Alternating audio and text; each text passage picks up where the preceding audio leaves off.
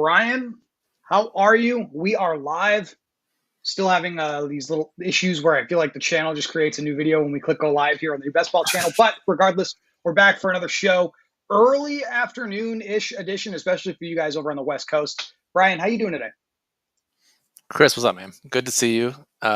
We both have our heads above water now after NFL preseason, and it's draft week. So here to get some drafts going, and yeah, I'm excited. I feel like I've gotten a good majority of drafts done so far. I'm going to hammer out some more this week, but lots of news to digest and lots of ADP changes to digest as well. I'm like trying not to go crazy with like my own updates for like cuts today because we know like within like 24 hours teams are just going to sign guys back to the practice squad. But there's obviously like a lot of things that will impact our decisions here over the next 9 days before the season officially locks and Best Ball Mania 5 locks as well. But for the benefit, I guess, of all of our viewers, all of our users, Brian, I put a tweet out a couple of days ago. Obviously, I'm going to tout my own content a little bit about how I think we can abuse the default ADP with some of our home league sites that all of our friends are used to using, all of our viewers using, by just purely looking at Underdog ADP to kind of guide our decisions in home league drafts. How do you feel about that concept? Do you think that's a good idea? I think it's the best possible concept. We know underdog drafting is sharp. Now, granted, best ball is slightly different in some ways than your traditional season long, but it's easy to find ADP values otherwise. And like you said, I drafted one. It was a very casual home league draft last week, and it's so shocking how powerful your teams can get when you look at this. And yes, so I agree that this is a great strategy to use, especially for people who haven't been paying attention too much or they've only been doing best ball. Yeah, just use this as your ranking and you'll come out ahead, I think. Yeah, I think obviously as like a high level takeaway is obviously maximize your points for your positions. You have to set your lineups every week. So, normally, and we'll probably do so in a minute here, I'll probably draft like 5 receivers in the first 7 picks. I'm not necessarily doing that in my home league, Brian, but I am still using this best ball ADP as my guide. Not a tremendous amount of changes with our ADP tracker on occupyfantasy.com that I think we have to go over. It looks like Justin Fields' ADP is dropping. So we've either gotten confirmation that Russell Wilson is starting or we're about to, is what that tells me. We have Marshawn Lloyd dropping about 10 spots from the Green Bay Packers. I think we just heard today that he's likely to begin the season on injured reserve from the Packers beat. So that's likely what's driving that. On the other side of things, guys who have been rising in ADP, no surprise here, Brian. Bo Nix, starting quarterback for the Broncos. His ADP has gone up a little over a round. And then Luke McCaffrey with your Washington Commanders up over a round due to the trade of Jahan Dotson to the Philadelphia Eagles. So this information here, Brian, has not really changed how I've been attacking my drafts over the last week or so, but it's always good to look at this. And I think it's a great tool you and Moose have put together. So I like to always show it off when we start a show.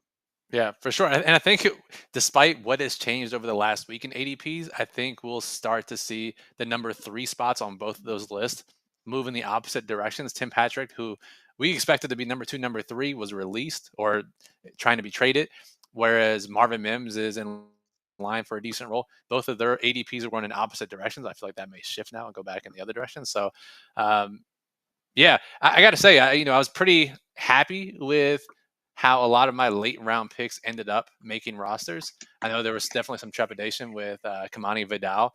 He made the team, so we can all hold hands and cheer about that. So that would have been a disaster because I drafted a bunch of him early in the offseason. I'm sure we'll see his ADP start to rise back up again now too. Vidal, I think I have probably right in line with the field. I got 7.3% in my portfolio. So obviously happy he made the roster, but it wasn't going to kill me if he didn't make it. Another player that I'm pretty in line with the field on that is currently a free agent is actually Noah Brown with the Houston Texans. I was kind of surprised to see that news come across the news wire today, Brian. But I have a feeling he'll catch on and land with an NFL team somewhere. So I don't think at this point those are completely dead points. So we'll see what happens there. Yeah, I was pretty shocked too about Noah Brown. And, as we were grinding NFL preseason DFS, eventually expected him to get on the field. He never got on the field for any of the preseason games, was dealing with injuries throughout camp. So I can only imagine that's what led to his release. But as we saw last year when he filled in, he certainly is a capable NFL receiver, if not a higher end one, considering his production last year. So yeah, I think teams will jump on that. Curious to see where he lands. The biggest thing for me, Chris, is I'm hoping that some of these cuts and signings don't screw up other landing spots, Right. other positions and groups. But the biggest one for me is Samaje Perine. I'm so concerned he signs with like Cincinnati and just screws up any Chase Brown or Zach Moss shares. But also maybe he's Washington and maybe he won't affect anything anyway. So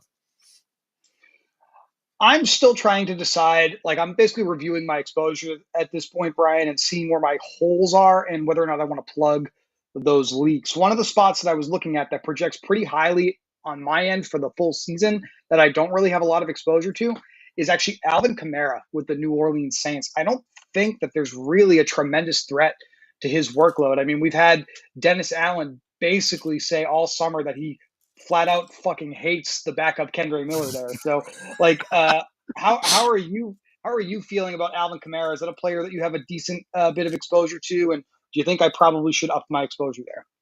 well, we're in the same boat, Chris. I do not think you should because I'm looking right now and across my drafts. Let's see here. Exposure, Alvin Kamara. And I was a little worried about this too. But you know what? We're just going to ride with it because I have 4.9% Alvin Kamara, so roughly half the field. And yes, Kendra Miller doesn't seem to be a threat, at least not if Dennis Allen has anything to do with it whatsoever.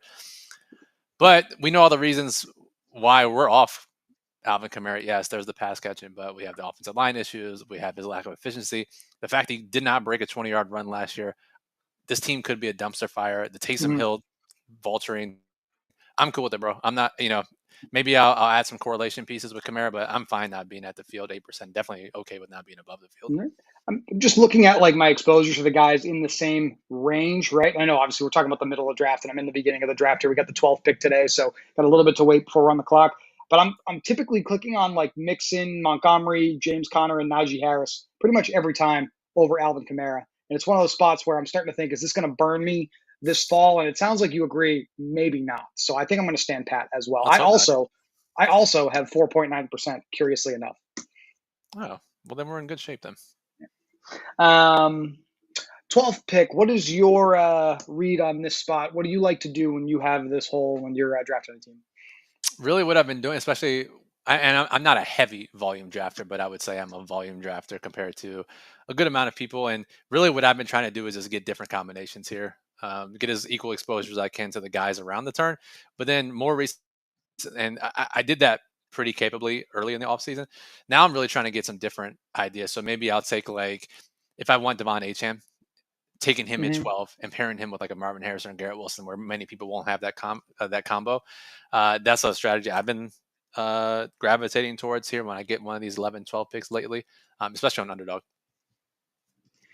I'm trying to, Chuck and I have talked, and I'm sure you've talked with Chuck as well on your shows about reaching a little bit within a round of ADP to try to create a little bit more uniqueness in a large field tournament like this. So, just going off of my projections here, I think Debo is a decent buy in this range over a couple of the guys that go around him, like Drake London, Nico Collins, Jalen Waddle, who are all in this same ADP range. And I don't think tremendous amount of rosters in this tournament, Brian, that are picking Debo from the 12, 13 spot. So that's why I did that here in the second round. I agree. I love it. And if you play on other sites, you have plenty of opportunities to get the best combos without reaching. I don't have to say much more than that. Especially now, we start to see Mhm. more casual money coming in. ADPs are pretty loose in the first couple of rounds, and you get some really powerful teams on other sites. It happens some in underdog drafts as well. Mostly, it is the other sites that I'm seeing this phenomenon. But yes, I like this combo too. Debo's a guy I've been taking a little earlier. Ideally, we get a Brandon Ayuk trade, which I'm not sure what the latest is there. It seems unlikely. Um, Seems like maybe an extension is the most likely outcome there. But if somehow Ayuk is traded, then Debo would be drafted in this range, if not higher, anyways. The wide receiver room there, dude, looks real thin if you remove Ayuk from it. So I think all summer long, I've just kind of felt like this is all smoke. They're going to pay him. They're going to keep him. They're trying to win a Super Bowl still, right? They're all in on this window with Purdy's uh, cheap contract. I don't really see moving on from Ayuk making sense for them right now. I think the big rumor a couple of weeks ago was a swap for Amari Cooper, which I was kind of willing to talk myself into, but like you were saying, every day that goes by, it just seems more and more likely that he is out there in week one for the 49ers this year. Yeah, and I mean, I've drafted a ton of Ricky Pearsall. He can't stay healthy, apparently. I guess this shoulder thing was a long-term issue. They knew about it before the draft, and they still drafted him. And we get Jacob Cowing, another draft pick who was balling out. So I have zero Jacob Cowing. I can't imagine anyone's really drafting him either. But I think maybe we should start spending some 18 round 18 flyers, round 20 flyers on other sites on Jacob Cowing, because if IU goes down, one of these guys go down, and it turns out Pearsall is not the guy, then Cowing could be that guy. And he balled out in the preseason when he got the opportunity. Yeah, your other receivers here with the 49ers, I mean, obviously we have George Kittle at tight end, but straight up receivers, we got Juwan Jennings, of course, who started for them for a couple of years. You already touched on Pearsall and Cowing. We've also got Ronnie Bell, and even a guy like a Chris Conley potentially could, sniff the field and get some opportunities if they're unable to stay healthy with some of those rookie players that you were highlighting. So things could I get mean, pretty ugly for the 49ers on offense pretty quickly here. say less, dude. Chris Conley. Yeah. He started for IU when Purdy and the starters started last preseason game. So, I mean, you don't have to inch me really any to draft Chris Conley. So I'm cool with that idea too. Um, as you said, things we're paying attention to more so at like the end of the contest, especially for those of us who tend to focus on just picking like the same guys over and over again. Um, I've been focusing more, believe it or not, on like correlating for like week 17 for playoff week stacks with like my mid round picks more so than my top picks, Brian, when I can do so successfully, just because I think that also is a slightly lower owned approach in a tournament like this. For sure. Uh, Marvin Harrison, Trey McBride, and Kyler Murray is probably going to be like 50% of Marvin Harrison Yeah. against doing that. But like, I'm just competing. It's the same thing as a DFS concept, right? I'm competing against a much larger slice of the field if that's the optimal that I need. So I would rather have Marvin Harrison combos with other players. Are you doing the same thing here, or like how have you been treating that? Yeah, mixing it up. Yeah, obviously getting some Marvin Harrison, Trey McBride, Kyler Murray teams, but also getting some stacks uh, of getting stacks of combos where Marvin Harrison is the alpha on the other side. So like Mm-hmm, Arizona plays New England, Carolina, LA. Like a good mm-hmm, idea would be to take a good reaching idea if you don't get Puka is Harrison and Cup, or just take mm-hmm. Puka and Harrison and go with Ram stacks, or late Drake May, who I assume he'll be starting at that point, and or Bryce Young, who looked better than I think most people expected in preseason. So I like those ideas too as secondary or, or tertiary stacks. Drake May, don't get me going. You've seen me in the private staff chat bitching about that for about a week now. Is he going to start? He's got to Gerard start, right? Mayo, he should, right? Like, what are we doing here? What if you're the? I don't. This is not the Patriots show, but I guess we'll make it about the Patriots for about here.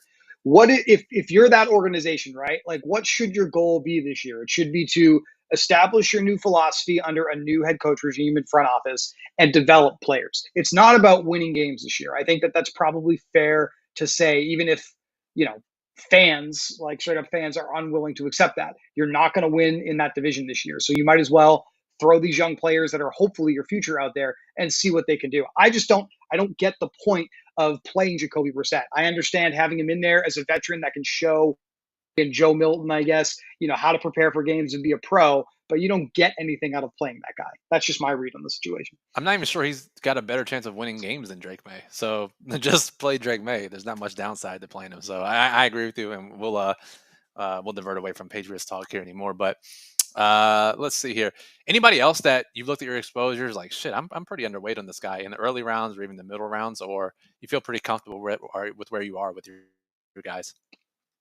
I mean, I obviously love my leans, but if I were to point out some players that are currently going to be coming up on the board here that I don't have a lot of exposure to, it's still all of the Texans. I don't think I have. Yeah. I'd like to at least be in line with the field on those guys. We've seen Stroud's ADP kind of bottom out and become more reasonable, so I've been trying to get more of those. I just the pick slots haven't really fallen to me to get a Dell or a Collins or a Diggs as much, and it's probably not going to happen again here today. Looking at some running backs, Brian, I think I probably have either 5% or slightly under that for Derrick Henry. I probably want to fix that also. Um, James Cook with the Bills is someone I'm underweight on, but weirdly, I think I'm okay with that. Yep.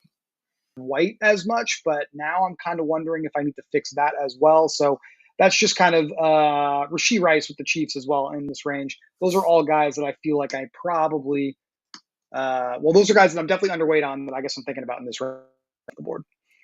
Dude, Rashi Rice for me as well. I wasn't drafting him early in the offseason, and now his ADP has risen. I haven't drafted him much now either. And it's like, am I just going to just bite the bullet and hope he's not a league winning receiver, or do I start reaching for him and taking him more? I think I'm leaning towards the former and just hoping Rashi Rice is not the guy you need this year. Don't feel great about it. I certainly feel way less great about that than being underweight on Alvin Kamara. I'll tell you that. So something I like to do is reach for some on the same side of the board as me. So you guys probably just saw me take a Mahomes Kelsey stack here at the round 3-4 turn. I really don't think out of the 12 hole, number one, people aren't taking Mahomes as the number one quarterback on average. This is pretty close to Travis Kelsey's ADP. He's not usually the first tight end off the board. It is usually Sam Laporta, but I'm completely okay with doing that here, Brian. I mean, no one's going to argue with me, I think, about Mahomes to Kelsey. We've seen it often enough over the last few years. No, I think Chuck has talked about it at length on these shows about these types of combos. So yeah, certainly okay with that. Where are you on the elite quarterbacks? Are you roughly in line with the field? Are you overweight on guys like Allen, Mahomes, Hurts, Lamar? I can tell you exactly where I am. Lamar Jackson is my highest owned quarterback. I have him on 24% of my rosters. Jalen Hurts, I've got 12%. Mahomes, I've got 9.8%, and that just went up on this show here together. Anthony Richardson, I have 9.8%. Josh Allen, slightly underweight, 7.3%. And these are kind of the big guys that I'm looking to up my exposures on. The quarterbacks in general that I'm very heavy on this year, Deshaun Watson, 19%, Baker Mayfield, 17%, Jared Goff, 15%. But that's largely a function of they're a lot easier to stack and pair with some of their weapons based off of their own ADPs, if that makes sense. For sure. I know. I totally get that. I'm high on, personally, Geno, Caleb, Will Levis. Those are my three highest exposed guys by percentage. It changes a little bit with dollar amounts because of I was drafting some puppies for practice versus the Best Ball Mania. So I think if I do draft some more teams on Underdog this week, it'll be to correct some of the discrepancies between percentage drafted versus dollar amount drafted, because there are some differences that I'm noticing here as I'm looking. So that's another thing to keep in mind too. Yeah, and on the other side of this equation, some guys that I think I'm going to mix in a little bit more that I know that I'm very underweight on. CJ Stroud, I already talked about. Joe Burrow, Jordan Love, each of Jay and Caleb Williams as well. I'd like to have a little bit more exposure to. I think this is the brand new Bears era, man. I think they're actually going to be very productive in fantasy football. We want to buy before. Put it this way, we thought that the Texans cost was outrageous when this particular draft season started in the spring. I think we might be looking at the same thing in 2025 with the Bears if what we think is going to happen actually happens. For sure. I mean, I couldn't agree more. And honestly, I'm cool with not being heavy or even being way underweight or not having any of the pocket passers in that range, like Burrow, like Stroud, like Jordan Love, even to an extent. Whereas Jaden Daniels and Caleb Williams could break football a little bit. Obviously, Jaden Daniels more than Caleb Williams, so I want those guys more. But again, if those pocket passers throw 4 touchdowns and 350 yards in week 15, 16, or 17, and I need them and I don't, so be it. I'm cool with not taking them as often, and my exposures show that. And yeah, I'd rather take some of these other guys. So, speaking of pocket passers, I think this is a player I absolutely have 0% of. Let me just double check. okay. No, I have 2.4% of. Justin Herbert with the Chargers. What's your read there with that roster? Because I'm terrified of the Chargers this year. Yeah, I'm not thrilled about it. I do have roughly in line with the field on Justin Herbert just because of how easy he is to stack. If you don't have much correlation to the first half of the draft, you can get and whether you've taken Lad McConkey or not, you could take Joshua Palmer. You could take one of the running backs. You could take a tight end like Hayden Hurst, since it's no longer Donald Parham. I guess it was never Donald Parham. But just getting a late secondary stack, that's the only reason I have a good chunk of him. But from a pure projection fantasy standpoint, I certainly understand, because they seem like they want to run the ball 700, 900 times. I'm glad you brought this up, because I think within my own portfolio, this is correlated and makes sense whether or not you agree or disagree with it. I'm definitely underweight on the passing game for the Chargers, as we've been talking about. And you mentioned Will Levis is one of your highest owned quarterbacks. I am on the opposite side of you there. I'm Yeah, pretty underweight on the entire Titans passing game, but I'm super overweight on Tony Pollard. He's one of my five highest drafted running backs in my portfolio at like 27%. J.K. mm, Dobbins with the Chargers at 31%. So I think for me, Brian, I've kind of faded the passing game in favor of drafting that running game for those rosters over and over again. I understand that, in general, all of us as players are going to be on opposite sides here. But I think for me, like that makes sense for how I'm approaching my teams. I'm bearish on the passing attacks, but bullish on the rushing attacks. yeah. Whether you're right or I'm right or we're both somehow wrong, then at least the exposures make sense in terms of strategy and allocations. So I like that approach too. I know you're definitely thrilled with how they used Tony Pollard in that final preseason game. The dude got like every touch and every snap with the first unit. And as you said to me, anyone can look good when you're playing against fourth and fifth stringers, which Will Levis and the Titans did. But I'm very bullish on them. New offensive coordinator, uh, tons of weapons. Levis did look good, even if it was against backup. So, I, um, but it's I hard to just have a argue. bunch of that entire offense. Yeah, Like it's hard. It's I hard. have Pollard and Tajay Spears a lot too. So It's hard to argue with the investment that they made attack. It makes sense. They no longer have Derrick Henry to give the ball to 400 times. So, like, I yeah, totally understand why people are in on Hopkins, Ridley, Levis, Pollard, Spears. Even was an asset actually on the Titans that I'm probably higher than the field on. It's actually Chikakonkwo as like a super late tight end that you can take because I feel like he's still going to have a pretty decent role on that offense as well. for sure. All right, I'm curious to see what you do here with this turn. I'll let you make your picks, and then we'll continue our discussion. There Anyways, are a couple while of you're thinking, Chris, while you're thinking, I'll go ahead and throw this out there while people are watching. If you haven't signed up already, which I'm not sure why you're watching it and you haven't signed up, but Underdog is going crazy with this promo. If you sign up as a new user, use our promo code Occupy2, you get a deposit match bonus up to $1,000. Then when they first started this promo, it was $100, and then we're like, wow, they upped it to $250. That's pretty damn good. And then like last week, there's like, no, we're really going all in this. It's $1,000. So you deposit 1,000, you get 1,000 in site credits. You can draft a bunch of Best Ball Mania. You can play Pick'em champions. So it's very rare to get those types of deposit bonuses anymore. And if you haven't signed up, you should take advantage. And if you have, well, I can't say this on stream, but take advantage. it's the most generous offer I think we've literally seen in the fantasy sports space in probably literal years, maybe even a decade since like DFS first took off, right? So it's really really hard to argue against it. I went with a couple of Tampa Bay Buccaneers here. I mentioned Rashad White as a player I wanted to get more of, so I took the opportunity here, and then I grabbed Chris Godwin. So I think I can look at the Tampa Bay Bucks as like a cheap secondary stack to my Mahomes stack here, Brian. I like that. And even if you do somehow get sniped on Mayfield, we've seen that we talked about this before, maybe earlier in the offseason. Even if you get sniped on Mayfield, you still have 2x1 stacks Yeah, in correlated week 15, 16, 17 if you decide to go that route. So not the worst thing in the world. Obviously, you would love to have that. But the other topic I was going to mention to you is I think I'm mostly overweight on. I mean, I am. That's not. I think I'm overweight on those round 8 to 12 running backs with dead zone running or zero yep. RB targets. Like very high on all those guys: Jalen Warren, Blake Corum, Charbonnet, Chase Brown, Rico, Eckler. Like you name it, right? Those guys. It just fits the proper build, the likely optimal build. But Blake Corum's a guy that I'm just continuing to press the button now, where whether it's on other sites or it's on Underdog. I, I'm okay with him ending up as my highest drafted player. We saw this last year with Kyron when he rested, and it was like kind of a shocking rest for Kyron in the preseason. It's like, wow, they think pretty highly of Kyron. Obviously, we knew they thought highly of Blake Corum, but you add in the fact the foot issues with Kyron and all the talk about Blake Corum. Like he could be Kyron light in terms of fantasy value this upcoming year. Obviously, as a 10th or 11th round pick compared to an 18th round pick, but in a role that is so friendly for fantasy, I'm willing to take that bet as much as possible. And the fact that they were willing to hold him out of the preseason just tells us that what we thought is true. I think I definitely want more of Blake Corum than I currently have. I have 22%. I have my running back exposures on the screen here of Kyron Williams. So I am somewhat on the opposite side there, but 7.3% on Corum. So it's not like I'm full fading Corum.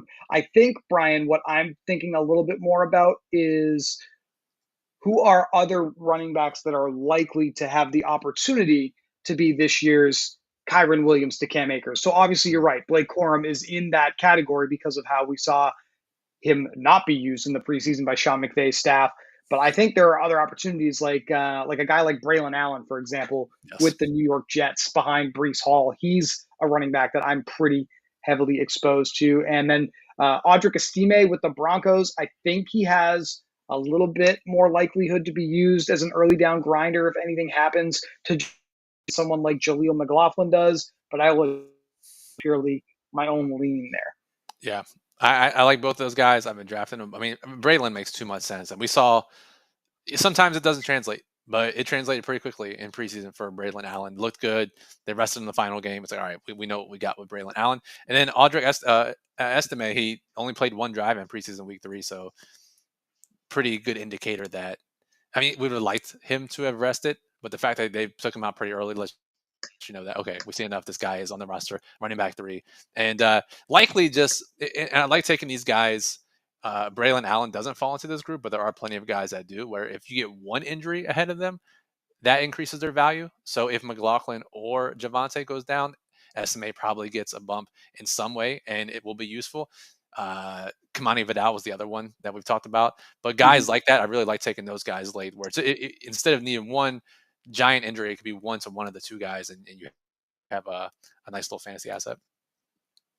Some of these names are going to be gross, but that is just the nature of how I think you and I attack the running back position in fantasy football. I am talking myself into Alexander Madison a little bit more, believe it or not. I don't know if they truly believe in Zamir White enough to make him the guy all year long. He was playing super late, dude, into the preseason games at the end of the preseason here. So it just feels like that backfield could be closer to a rotation than maybe White being the clear cut guy. So I'm far less optimistic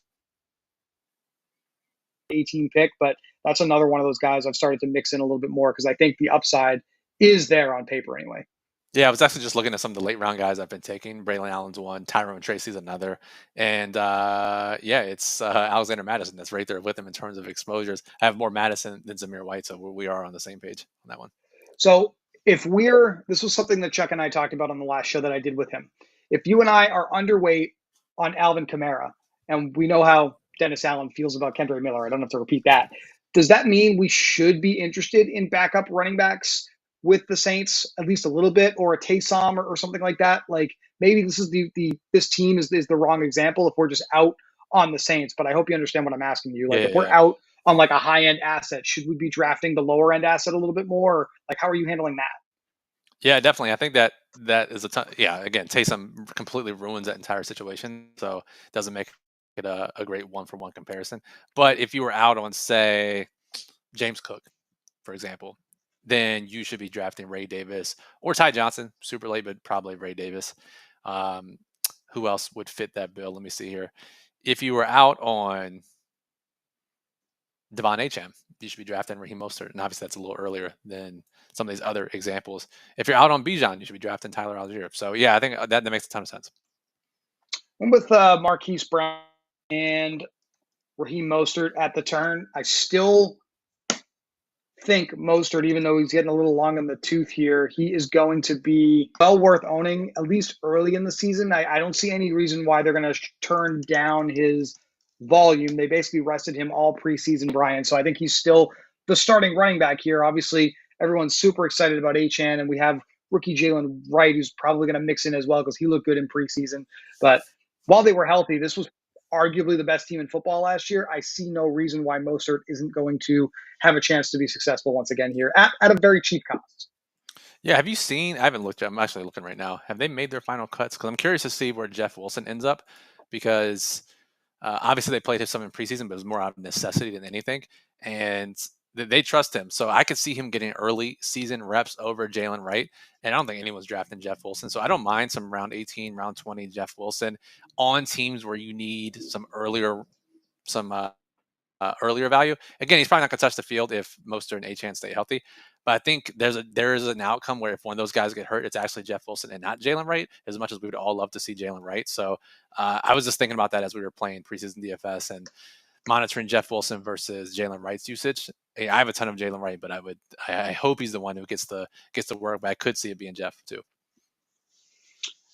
Have not seen Miami announce their final cuts yet. There was a story about like Jody Fortson got released at tight end, Mike White got released at quarterback, but I think they're probably still waiting to announce their decisions there. But like I was saying, I think Mostert is still going to be your starting running back here. Probably the favorite, Brian, to have the most raw touches, at least in the running game in that backfield. We've seen HN be obviously significantly efficient. I don't think he's going to average 8 yards a carry again, but if this is a productive offense scoring a lot of touchdowns, each of these guys is going to have value in fantasy. Mostert was my highest exposed player at running back last year. He's not quite there for me this year. I had that up on the screen earlier, but I'm still happy to own a piece of, as I like to say every time I'm on a show with Chuck anyway, a player that is on a good team is always a good thing to have on your best ball roster. So that's the easiest way to put it, right? Just be overweight on the good players who are on good teams. You'll probably come out ahead. So yeah.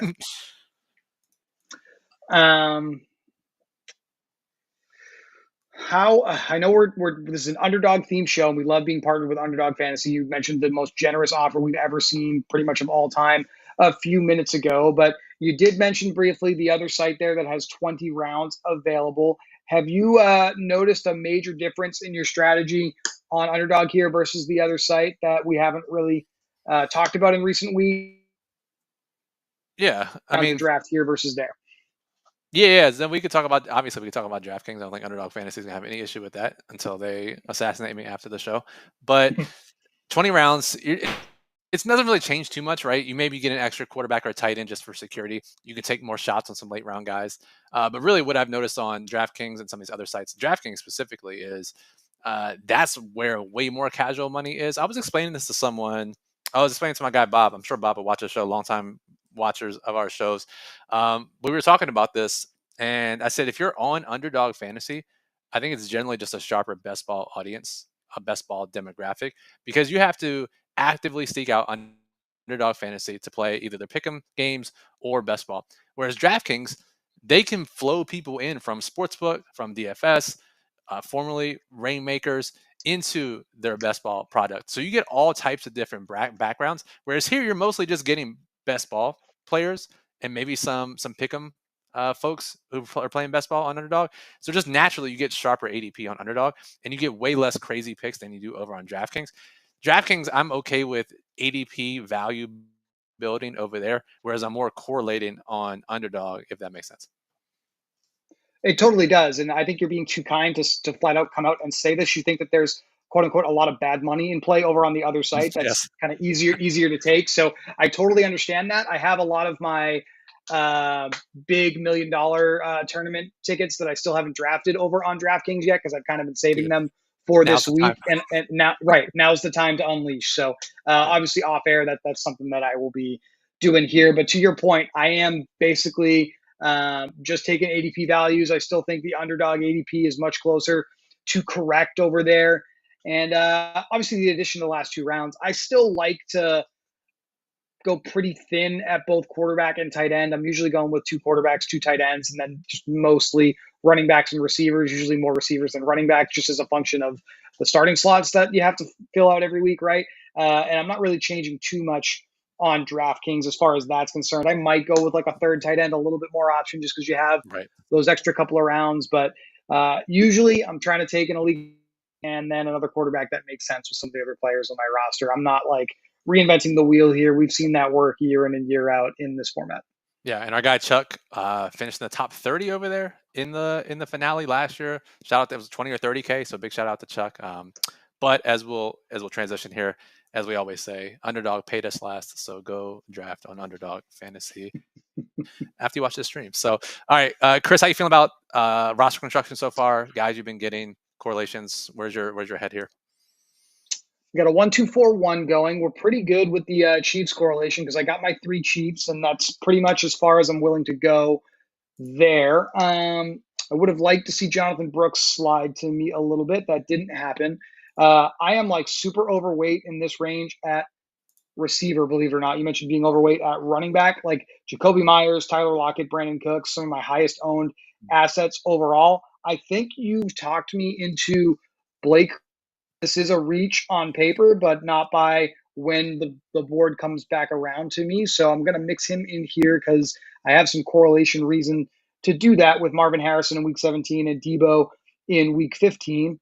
Uh, I would like another receiver here. So I'm probably just going to lean into where my dollars are already allocated. And my favorite play here on the board, he's got a median projection of 12.8 fantasy points per game. For me, Jacoby Myers with the Las Vegas Raiders. I just think this is a very bad price for him. He's still probably going to have a 20% plus target share. And I think we're finally in a range of the draft, Brian, where you can't necessarily say that about literally anybody else that's here. So I'm happy to be overweight on this player.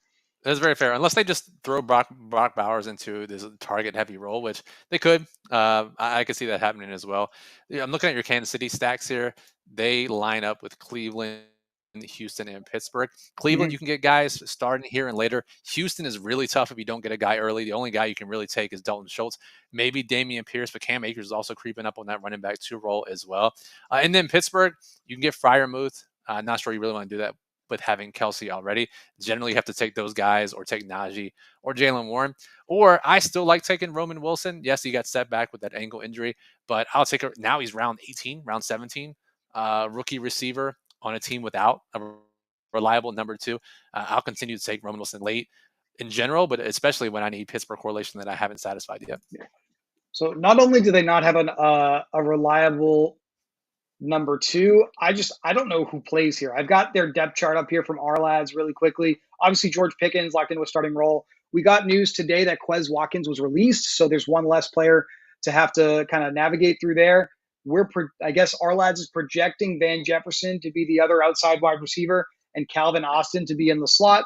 And then to your point, we have rookie Roman Wilson listed currently as a backup slot receiver for the Steelers.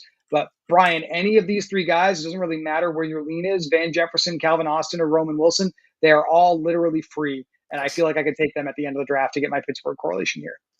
Absolutely. And we actually just got the news. Shout out to DC in our Discord, who we call him DC Schefter this time of the year because he's always posting the quickest updates. And if you're not a member of our Discord, occupyfantasy.com/Discord. Yeah, shout out to DC, by the way. He crushed some preseason DFS, so I got to give him his love as well. Anyways, he just posted a tweet. The Browns have terminated the contract of Deonta Foreman, which I think is pretty shocking for most people, considering Nick Chubb likely to start on PUP. A lot of people expected Foreman to whether compete or actually just flat out be in that early down role and complimenting Jerome Ford. We'll see if they bring him back. It's always, you don't want to jump too quickly at some of these conclusions when guys are first cut and they can be brought back. But that was interesting now because they just have Jerome Ford and Pierre Strong on the active roster. Do they bring in someone else? Do they just re-sign Deonta Foreman? Do they feel great about Pierre Strong? Interesting outcome there. And Jerome Ford probably should be bumped up a little bit until we get some clarification, at least for these next couple of hours, I would imagine.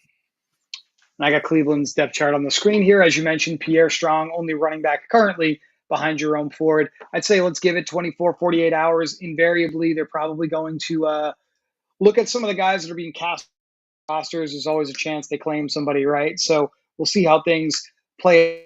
My initial reaction to that news, Brian, is this a good thing for Nick Chubb? Like, is Yeah. that a sign that he's Yeah. going to return like pretty much as soon as he is eligible? Because that would be one reason. We know that Foreman was a little banged up in the preseason as well, but that would be one reason potentially to make this decision is that they feel like Chubb will be ready in October sometime to come back like week 5, week 6 range. That would be, as you know, Chubb comes off the board here.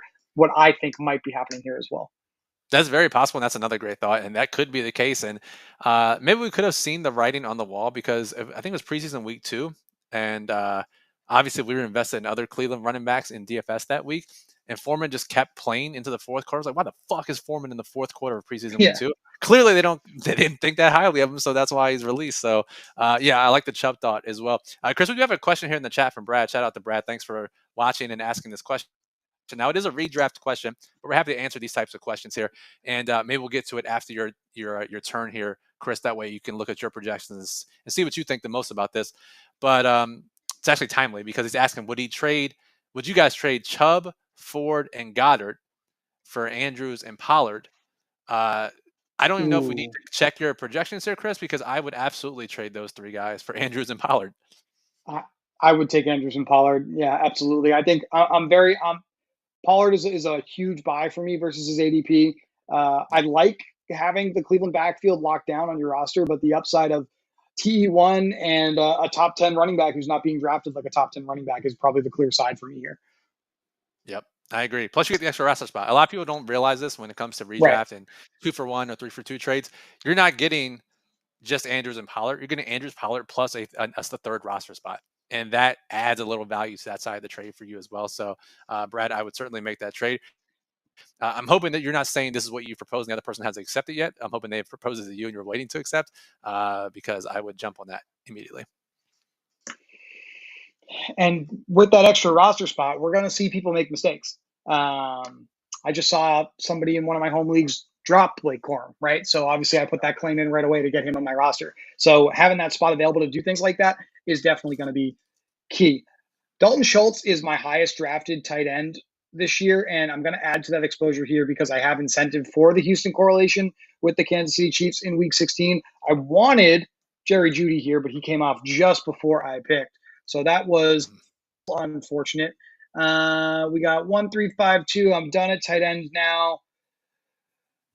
Adonai Mitchell, Mike Williams, Darnell Mooney. I don't have a strong preference here, but I can tell you of the three, I'm most exposed right now to Mike Williams.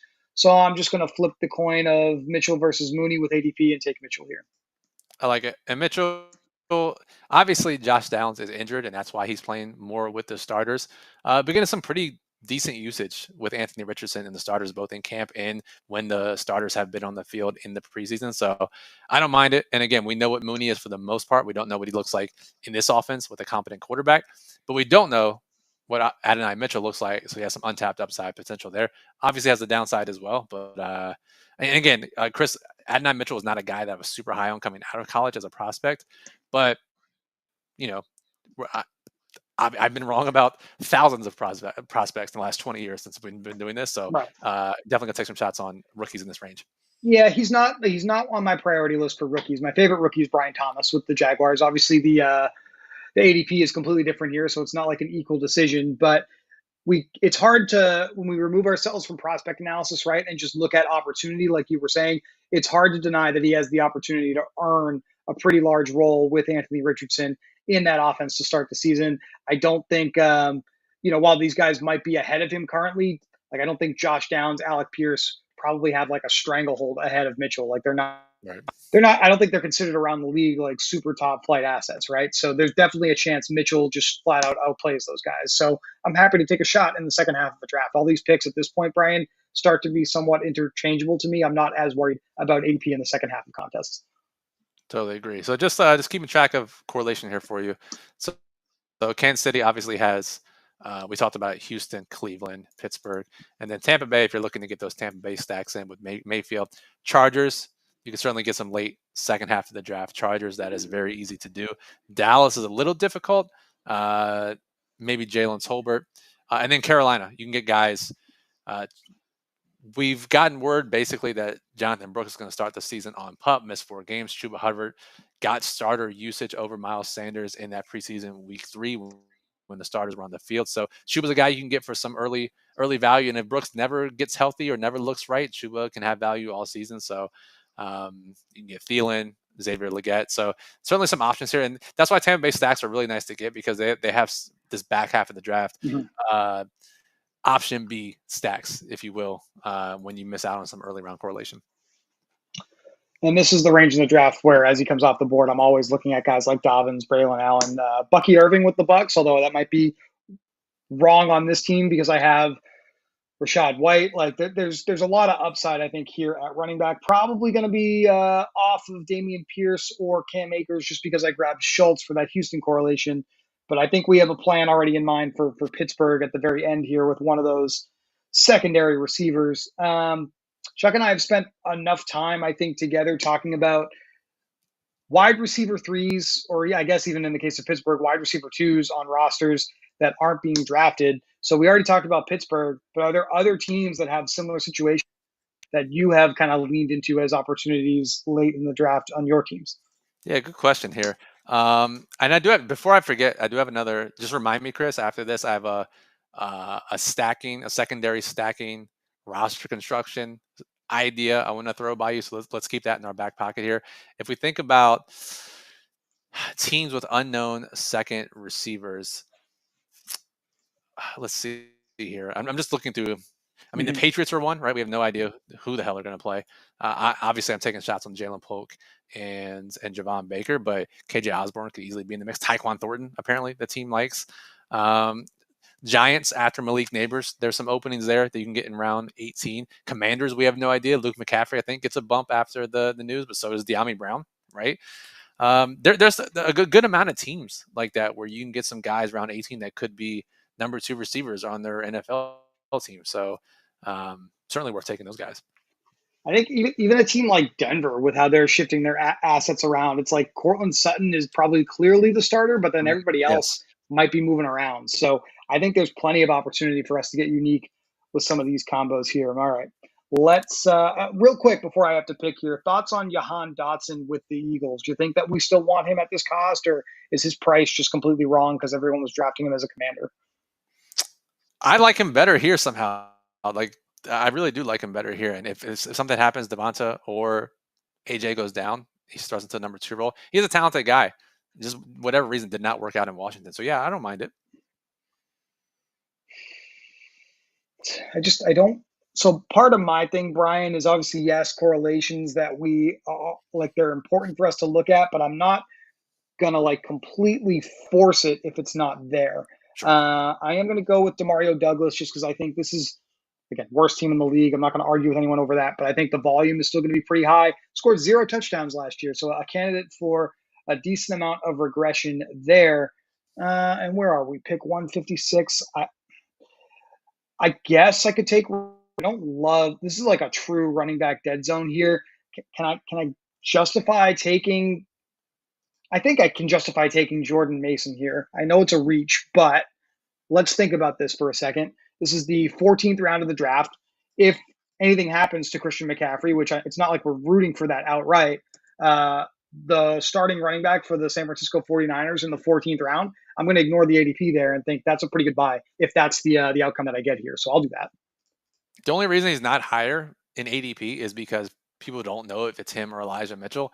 However, given Elijah's injury history, given the coaching staff's previous frustrations with people not staying healthy, and given how beat reporters think these guys look when they've been healthy, seems like Mason's the guy anyways. So I don't mind taking him 14, 18, whatever. Like it's not going to make a huge difference Right. here. That's And it does seem like Mason. So I'm cool with it. and I just got to get one of my guys as a Patriots fan, right? Like I think Douglas is going to be probably the safest on this team. I do like Antonio Gibson as well, but I was absolutely not going double Patriot there. Although I guess I could have backdoored like a Drake May stack because I think as we talked earlier, we both think he's playing by the end of the season, even if he's not starting week one. Yeah, and he has rushing upside. And John in the chat, shout out John says Demario Douglas is the new Myers, all volume, no touchdown. So yeah, just step right into the old Jacoby Myers role for New England. Okay, Chris, here's a stacking strategy idea I'm going to throw by you. Get your thoughts on it. I think your setup here is perfect for it. So you take an elite quarterback, Mahomes, you take Lamar, you take Hurts, whatever it is, right? And you single Mhm. stack them or double stack them. Your idea being you take them that early. Those are your guys. They get you through most of the weeks. However, you take a secondary quarterback, obviously to get you through the bye weeks. But if that early quarterback does great throughout the regular season, but busts in the playoffs, you have a guy that can potentially outplay them. And my thought has been, if you're taking a guy, let's just say in your example here, Mayfield, I like triple stacking the secondary stack. That way, if he does score enough to blow up and outscore Mahomes in any given week, especially the all important playoff weeks, you have three potential pieces that are along for the ride. So if you let's say you take McMillan or you took Bucky Irving, you took K. Dot and whoever it is, if Mayfield throws for 304 touchdowns and outscores Mahomes in Week 17, and Mayfield's the guy you need, your roster is perfectly built for that. And I think, and it doesn't make a lot of sense in other contests, but in contests where the playoffs are important and prizes are so top heavy, I really like that approach when you're trying to one up an elite quarterback that's on your roster. I think it makes a ton of sense. We're not going to have Baker Mayfield on this roster because unfortunately he just probably went to the Mike Evans owner Farbs here. So But Nope. actually, he just straight up took Baker Mayfield for no reason whatsoever. Hi, you want to make your debut on the show here, kid? What's going on? Why don't you go play with your mother? Your I'll be back son, in a second. your son is devastated that Mayfield got sniped.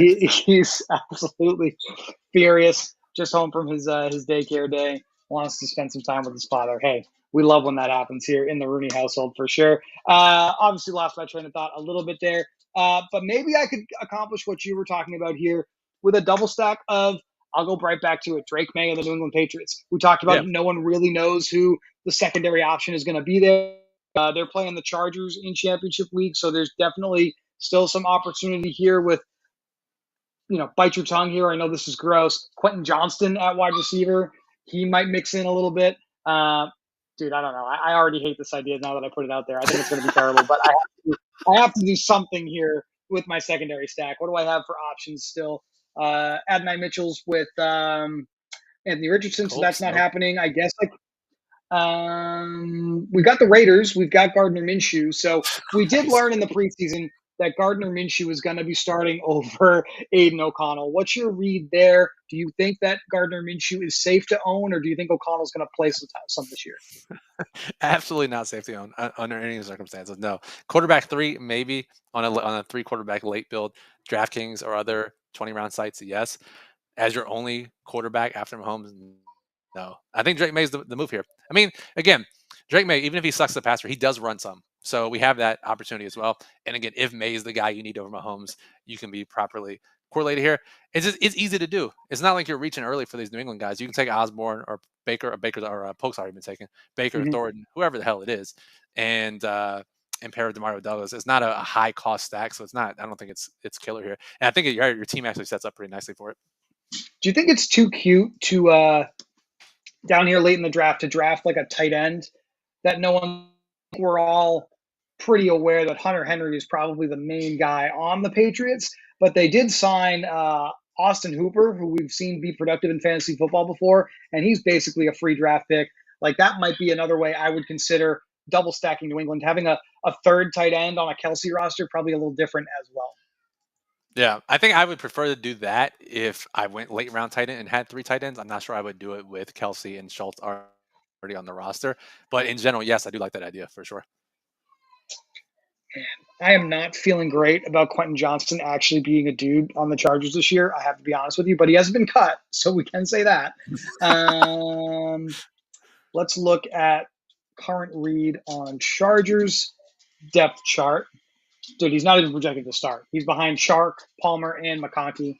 I like Chark, This, honestly. I do like Chark as a late round pick. why don't we take Shark instead of He's actually Johnston? good. You're not going to get any argument from me. So yeah, I like that. So now we've got our secondary stack built here. I do have 8 receivers already, so I'm feeling pretty. I don't know, dude. Would you go a 9th receiver just purely to force my Pittsburgh correlation in championship week with the Chiefs? Or I tend to I say it in our Discord all the time, 2682 until I die. That's kind of how I always draft my rosters, but I am willing to deviate from that when it makes sense for correlated reasons. If you have stud quarterback, stud tight end, I don't mind it. Who are your running backs again? Like, what is your draft capital to allocate it towards running backs on this team? This is brutal. This is Rashad White, Raheem Mostert, Blake Corum, and Jordan Mason. So we are very Yeah, much in the dead zone at running back. So I think I probably need yeah. to look for some home runs at running back here. Take some lottery picks there. I am not in favor of this as a strategy. I'm just asking for the sake of the content of the show. Cordero Patterson is running back eligible with the Pittsburgh Steelers. What do you think about that? Do not hate it. Clearly, he's going to get touches. He already ran for a touchdown in preseason on like 1 touch. And with the new kickoff rules, he has a chance to provide some value, at least get punt, kick, return touchdowns, which I've never even asked this question nor looked, but you do get credit for those touchdowns on Underdog, right? You absolutely have to. You're catching me with my pants off here too. I haven't looked at that either because it's I'll just check for you. it hasn't been a thing. It hasn't been a thing we've really thought about in fantasy football since like the Joshua Cribbs, like Devin Hester days. Yeah. Like the return game has just not been a thing for like almost 15 years now. So we probably do have to rewire our brains to at least consider that a little bit with the new XFL kickoff now being part of the NFL. Yeah. And I'm pretty sure they do not count. At least I don't see it in the scoring. I'll check the official rules here. All rules. just to double check this for you. But again, I don't hate it. Like, whatever, he's gonna get some offensive touches as well. All right, scoring. So Okay, while you're looking for that, if you can, off the rip, off the top of your head, give me some. Since this is what we're looking to do to wrap up the show here, what are some of your favorite round 17, round 18 running backs that you consider when you need running backs badly? Like, I got you. This is where I thrive. So round 17, round 18 running backs. Pull it up on screen because right now, Chris, I only see. Let me see here. Okay, I can see it now.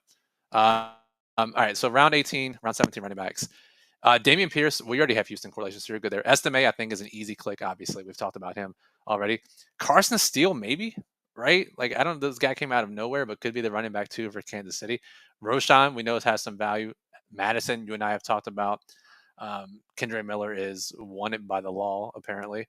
Who else can we think about here? It gets pretty gross pretty quickly. Eric Gray, if Tyrone Tracy is not the guy, Eric Gray looked good in the preseason as well. Keep scrolling from here. We're willing to go a little bit further. Let's see if we can get some names here. Trey Sermon, number 2 running back for Indy. I don't mind that as well. Boy, it's pretty bad down here. It's not great. we have like an imposter Brian Robinson here. Like, I have no idea who this is, but he has an ADP because I think people think it's the real Brian Robinson. So that seems pretty unfortunate for whoever's been doing that. It's like the old Adrian Peterson issue. People used to have Chicago versus Minnesota. Adrian Peterson. I see Tyreek McAllister there, who is not someone anyone should ever draft. I'm surprised he's listed as a running back, maybe because he's number 34 for some unknown reason. Only know that because he helped me win the preseason GPP 2 weeks ago. So shout out to Tyreek McAllister. Who else we got? Let's keep scrolling. We got anybody yet? It's bad down here. Goddamn. Ty Johnson is interesting. If Ray Davis is not the guy, they really do like Ty Johnson there. So, maybe him. But I think that the top 3 guys on your list here, Chris, are by far, in a way, the guys to look at.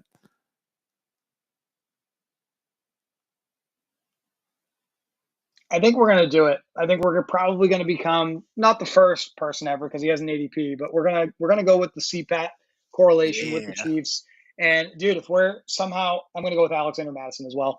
If we are somehow in Week 17 with this roster, if these running backs work out, this rather ugly group of Rashad White, Raheem Mostert, we laid out the formula, right? If something happens to Kyron and Blake Corum takes over, it's a very fantasy-friendly role in the Rams offense. If anything happens to Christian McCaffrey and Jordan Mason takes over, like, we're sitting pretty good with this roster.